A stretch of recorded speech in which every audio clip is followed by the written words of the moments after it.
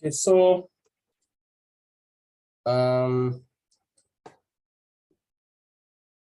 abundance revision classes.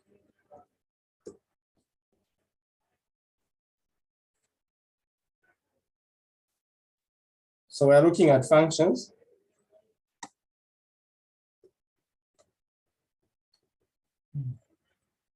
Because the revision class will do so many questions on functions. So we'll be taking our time there. Questions. The first one. Question 1a. Let f of x be equal to 3x to the power 4 minus 4x squared over x power 3 minus 2x.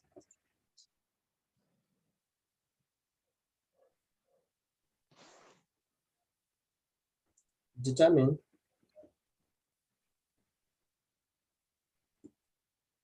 whether f of x is even, odd, or neither.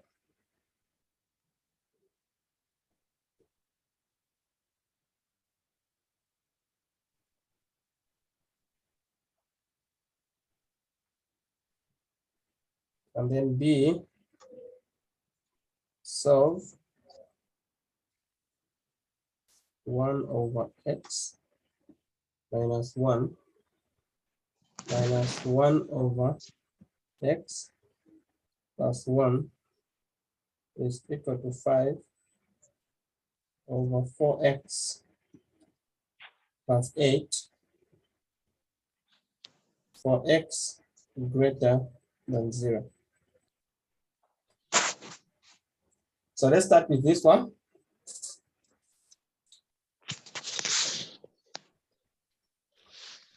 Solutions. So for functions, to determine whether a function is even, odd, or neither, we know that our target is to check. So we check if f of negative x is equal to f of x. For even, we check if f of negative x is equal to negative f of x. For odd, we check if none of the two, odd, or neither. That's what we do there. Now, if when we check, we find that it's even, there will be no need to check for the other two. But if when we check, we notice that it's not even, then we check if it's odd. If it's not odd, then we check if, then we will confirm that because it's not even and it's not odd, then it's in a neither case.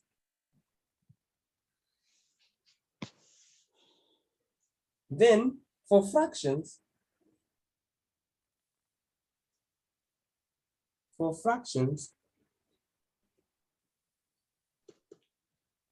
so not, for fractions, we have the following cases.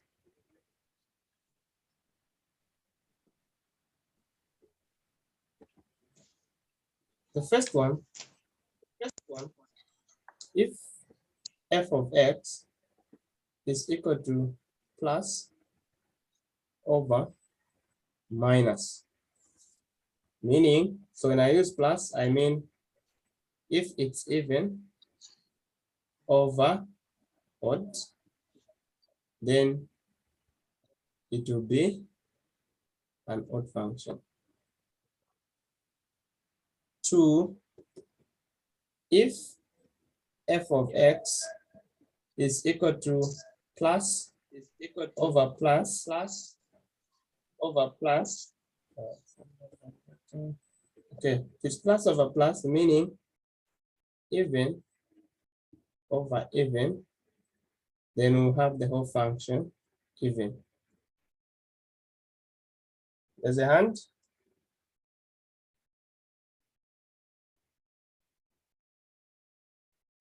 Please, you can ask a question. That it is not named.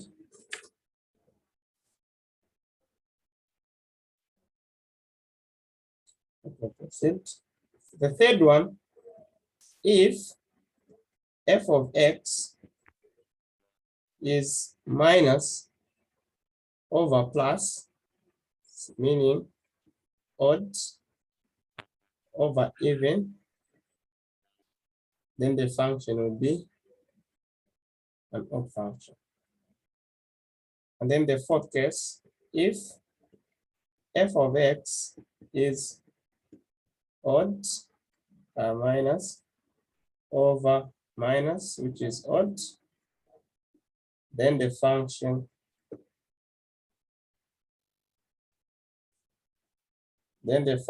is even.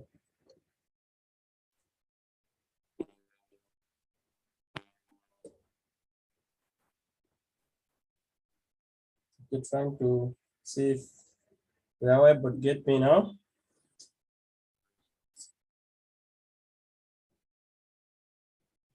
If you're able to get me, please, you can give me a signal or check your network if others are able to get me. So meaning that the issue of even odd is actually based much on the signs. So go to our question A and see what we have.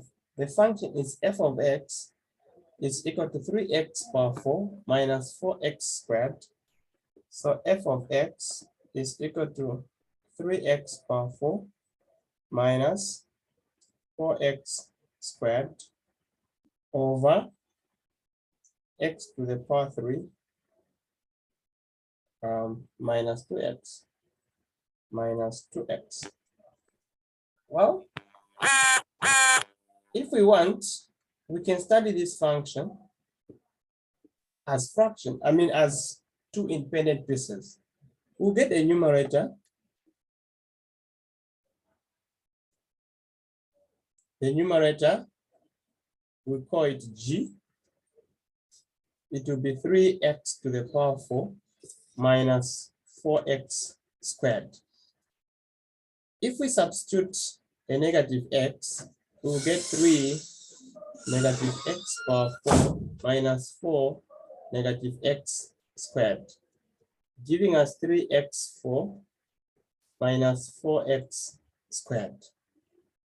So we know it's even. Then we get the the denominator.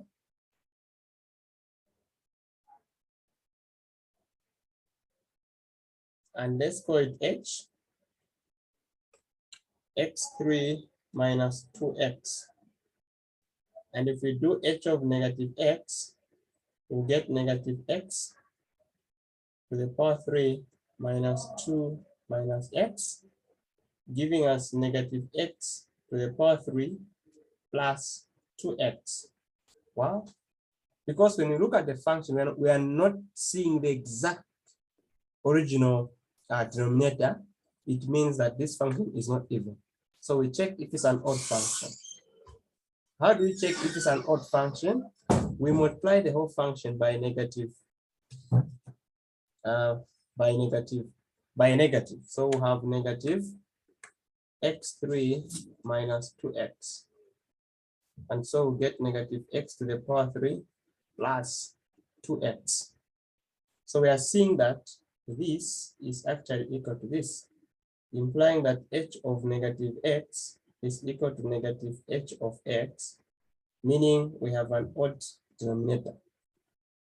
This is helping us when we go back to the function, we'll say, so f of negative x is actually 3 negative x to the power 4 minus 4 negative x squared over negative x 3 minus 2 minus x. We have already known that we are dealing with a situation of even over odd. So we are dealing with the first situation. So our function is an odd function. So when I expand, I will just have 3x to the power 4 minus 4x squared. So once I substitute originally, then I'm going to substitute the last pieces of what I was doing separately here. I'll pick this and I'll pick n of these over negative x to the power 3 plus 2x. Well, because I've already checked that I'm dealing with that situation there, I will just say this function is then equal to negative. So once I factor out the negative, I can place it anywhere and write the original function.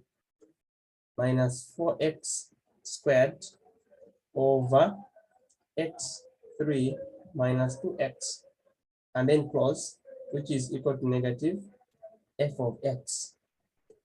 Then I write, hence, odd. That's how you make your decision easy, because fractions may be a bit complicated, especially where factoring out the negative in the denominator is concerned. So you can avoid that confusion by checking the separate ones, and just remember that I have these conditions here, I have these cases here. So if I'm falling in the case of even over odd, I know my final one should be an odd one. So because I'll deal with the odd one, whatever I do there, I must get the odd one.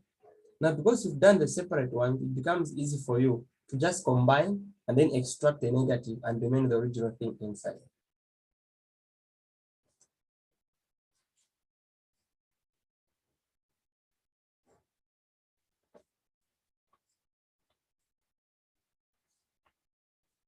Unless there are questions, I want us to move to B. I have so many questions here.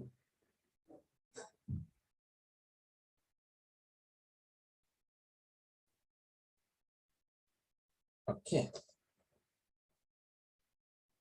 Okay, there are two hands. Please ask. We start with who? Edwin. Sir, Yes.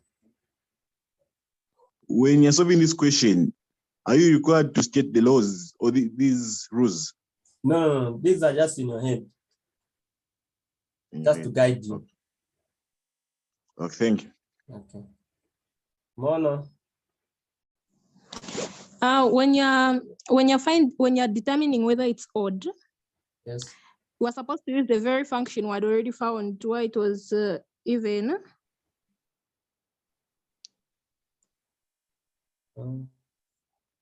Come again? When determining whether the function is odd, Yes. are you supposed to use the function that's not even? I don't know if I can say that's not even. Yes, use the very function that failed to be even to check if it's odd now. Okay. Because your function cannot be even at the same time it's odd. It only takes So one you're not form. supposed to use the original. You're not supposed to use the original equation. No, in this case, because we have separated them and we check the numerator is even, so you cannot check if it is odd because we already know it's even. So now go to the denominator and check if it's even or odd, so that you can make a decision now. Okay, because like I'm looking at the way we're finding for the denominator. Yes. We first checked if it was even, then it wasn't even. Then we went ahead and used the very function that wasn't even. We multiplied it by a negative now, so that we can check if what we get is the same thing we got when we are attempting to check if it's even. Okay, I understand now. Good.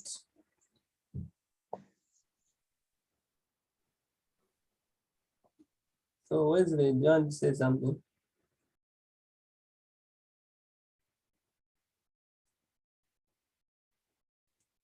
Okay, so I need to.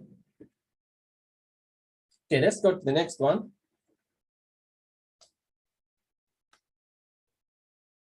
Well, maybe I should also mention that the same way it's easy to check here using these cases that the function is even or not, should be, we also have another way of checking now when we get the independent parts. In this case, we got the numerator, we got the denominator. Even before you solve, because I just want to know the case I have, okay? I have a function f of x is equal to x to the power 4 minus 4x to the power 2 over x3 minus 2x. I just want to check which case I have, whether I have even, or I have odd, for me to be able to go and solve my whole question now. The numerator, when you check the numerator, the powers of the numerator are all even. So you know that the numerator is even. The powers of the denominator, here this is power 1, meaning the powers of the denominator are all odd. So you know it's an odd function. The function that becomes neither is the function that will have powers, that will have two types of powers. For example, 3x to the power 2 plus x. This is power 1, this is even, and this is odd. Automatically, this function is going to be neither even nor odd, because it has two types of powers in itself. That is now for non-fractional functions. It's very easy to check if you already know what you get. So if I was taught to check whether f of x is equal to 3x squared plus x is even or not, because I already know it's neither, I'll just substitute f of negative x.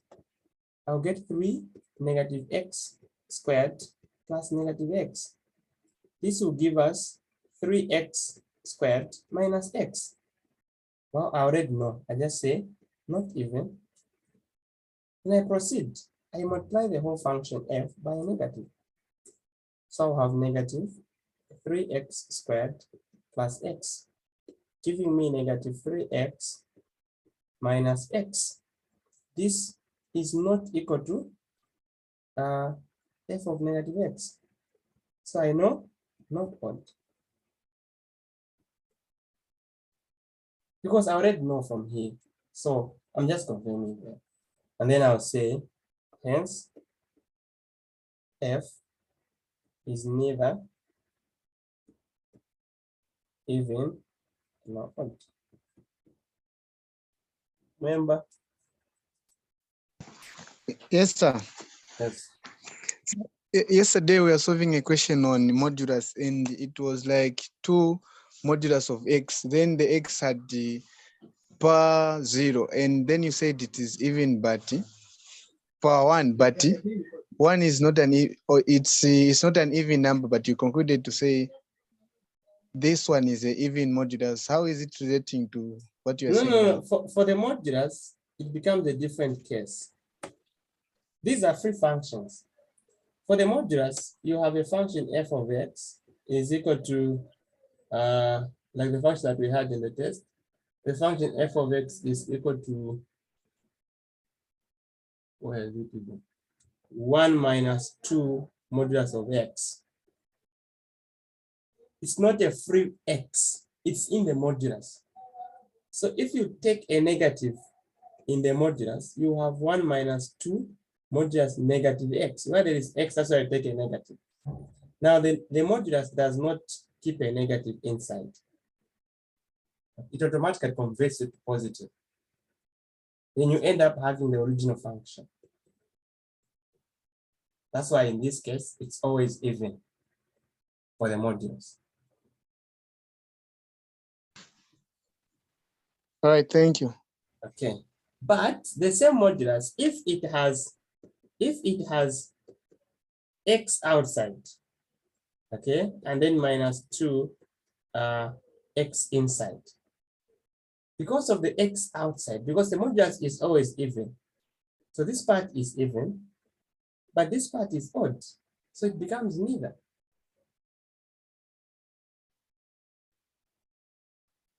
So the modulus part will always be even.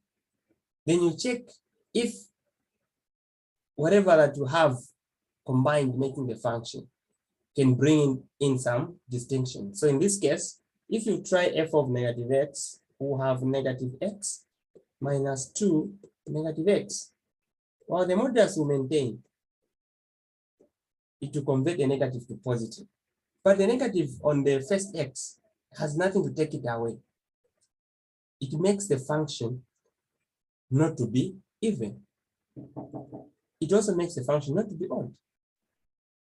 So in this case, it's not because of the modulus, it's because of the x that is outside that we have failed to come up with an even function or an odd function. That's the case here. So that's what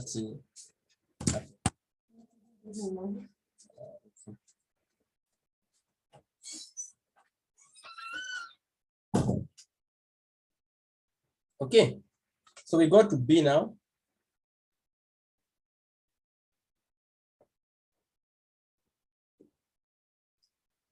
So B, we are solving 1 over 1 minus, 1 over x minus 1 minus 1 over x plus 1 is equal to 5 over 4x plus 8. There's a condition that x must be greater than 0. So this is a free equation. We have two sides. So we can start with the left side. We get a common denominator, x minus 1, x plus 1. Then we divide x minus 1, x plus 1 divided by x minus 1. We'll get x plus 1. Then you multiply it by 1, it remains the same thing. Then minus x plus 1 into x minus 1, x plus 1. We'll get x minus 1. Notice what I've done here. Because I have x minus 1 and there's a minus, I've put the brackets. Is equal to 5 over 4x plus 8. Then now we have, when we expand on top, we get x plus 1 minus x plus 1 over x. When you expand there, we get x squared plus x minus 1. This is equal to 5 over 4x plus 8. So x minus x, we get 0. 1 plus 1, we get 2. So we have 2 over x squared minus 1 is equal to 5 over 4x plus 8. At this point, we cross multiply. So we cross multiply. So we have 2, 4x plus 8 is equal to 5 x squared minus 1. Expanding, we'll get 8x plus 16 is equal to 5x squared minus 5. Well, we can put this together so that we have 5x squared minus 8x minus 16 minus 5 is equal to 0. So these have maintained their signs, and then these have changed their signs because we are assuming that we have taken these to the right. Equal to 0, so 0 can be anywhere. So that we get 5x squared minus 8x, and then 16 plus 5, because they are all negatives, so I can add. 16 plus 5, we get 21, which is equal to 0. Well, we check if we have factors here. We have two numbers. When you multiply, the product is 5 by negative 21, giving us 5, 10, so negative 105, and the sum is negative 8. So do I have such numbers? You can think of those two numbers.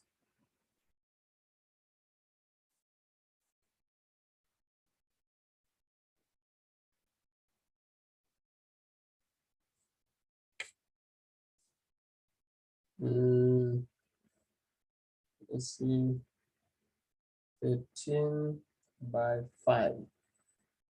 Oh, that's too small. Okay, so I can't figure out the numbers. So what I'll do is I'll use the formula.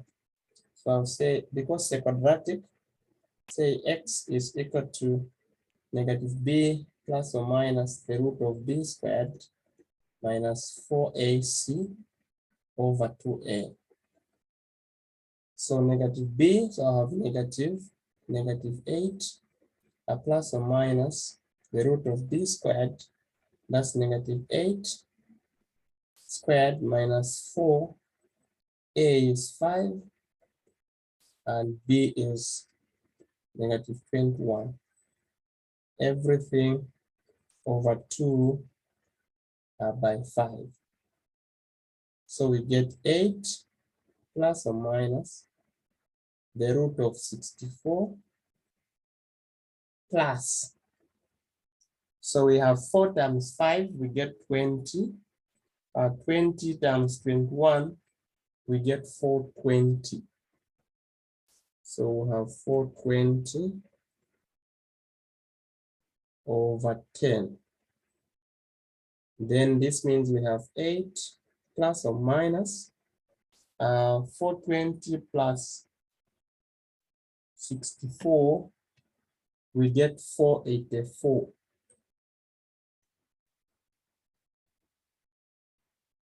484, and the square root of 484 is 22. So I'll have 8 plus or minus 22 over 10, giving us 8 plus 22 over 10, or 8 minus 22 over 10. So we have x is equal to 8 plus 22, that is 30 over 10, which is equal to 3, or 22 minus 8,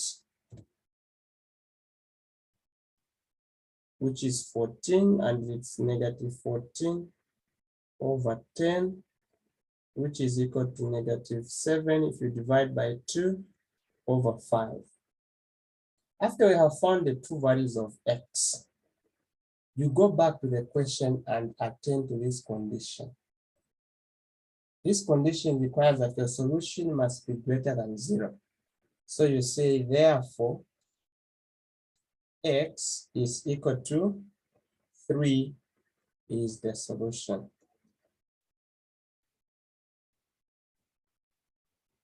Because x is greater than 0.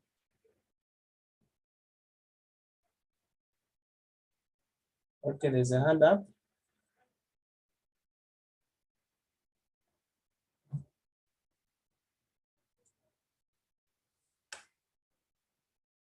So you are not, the gadget is Huawei G9 Youth. That's where the hand is.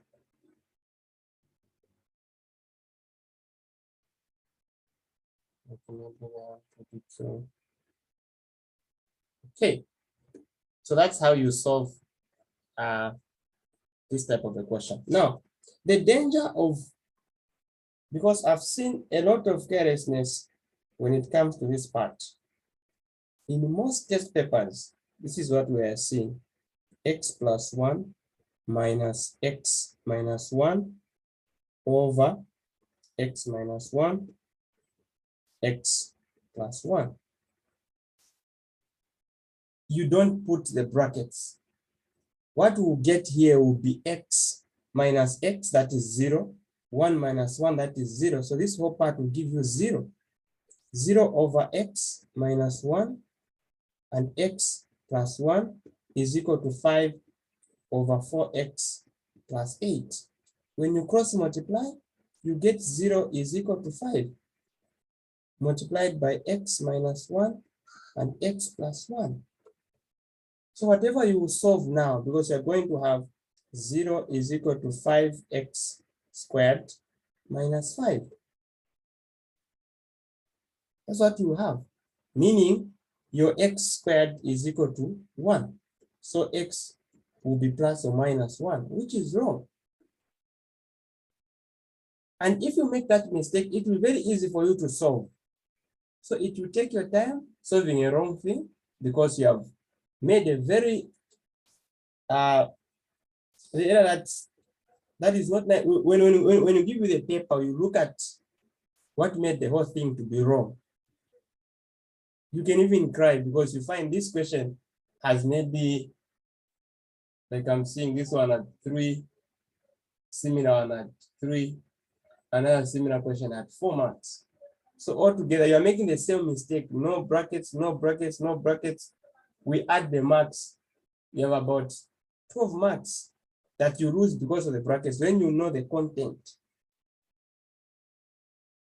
So please be careful when it comes to when to use brackets and when not to. When you have a minus, it's a must that you use a bracket so that the minus can go through all the components of that equation that you have. If it's a plus, there's no need because even if you multiply by plus, it won't change anything. The minus changes things.